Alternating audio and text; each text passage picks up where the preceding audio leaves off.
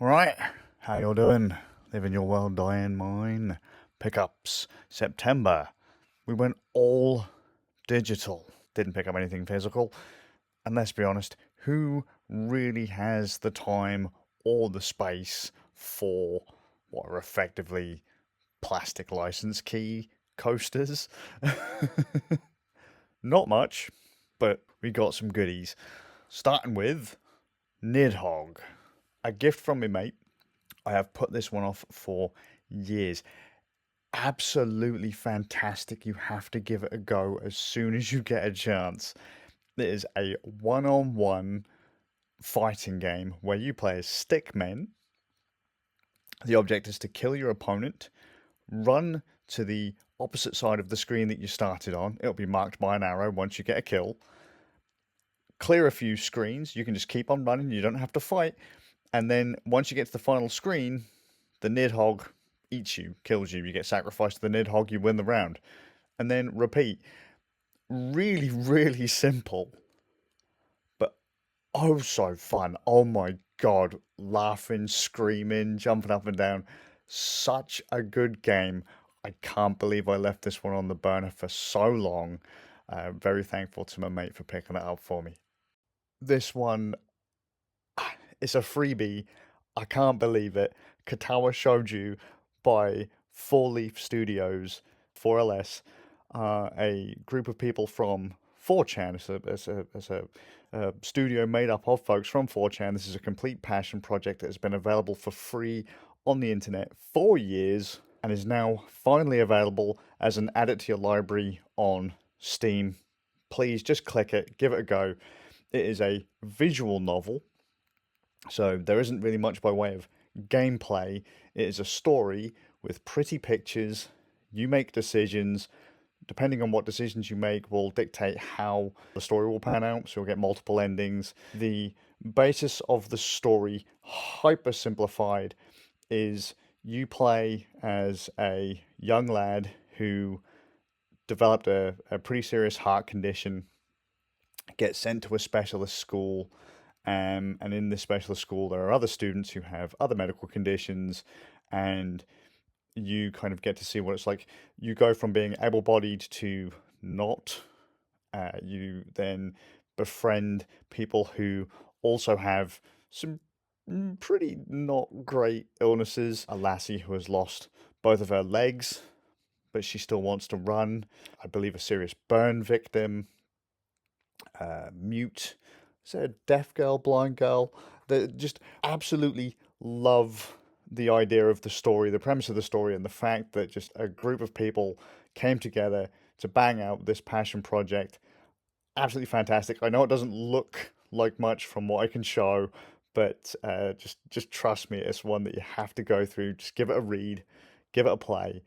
You won't regret it. I hope you won't regret it. It is absolutely fantastic, and it's just great that they've made it free. BeamNG Drive, a driving game that my kids wanted me to get. It's a car game with crash physics, damage physics, somewhat reasonable damage physics engine. That's how it was sold to me. I agree. Mudrunner.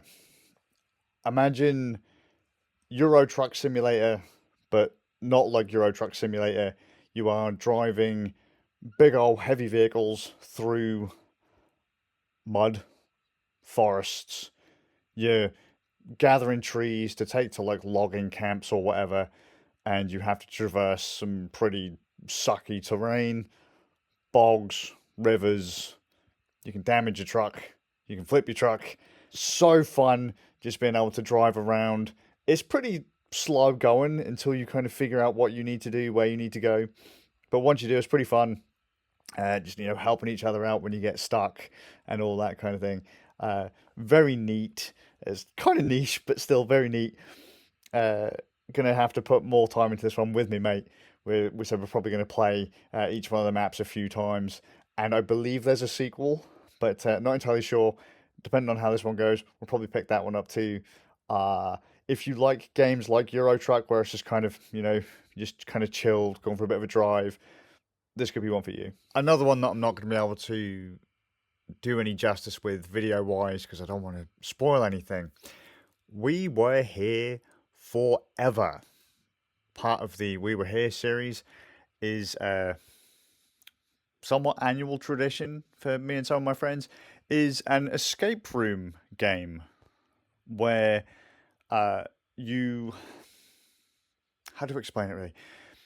There's two of you. You have to work as a team, and you both get half of a puzzle. You get one side of a puzzle. Your partner gets another side of a puzzle. You put information together. You just communicate with each other what you both see, and when you put all of the information together, in theory, you'll be able to solve whatever puzzle or whatever is blocking your way. And then you move on to the next bit until you kind of dig your way through the story. There have been, I think this is the fourth one. I do recommend that you play them in order because they kind of loosely tell a story. Some of them take place, before, after, or same time as other entries in the series, but very much must kind of play to get the gist of the story. Ideally, play the first one and the second one. Play them in order. They are fun.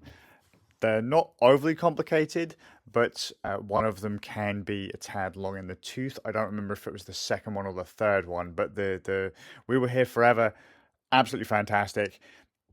I'd say it's probably one of the best ones in the series. That and the first one, totally worth giving it a go. Hopefully, they make more because the story it's kind of done, but it isn't done. So I don't know. I want to see what happens next. If anything happens next, I like how they've made the story, how they first started telling the story, and then how they've kind of continued with it.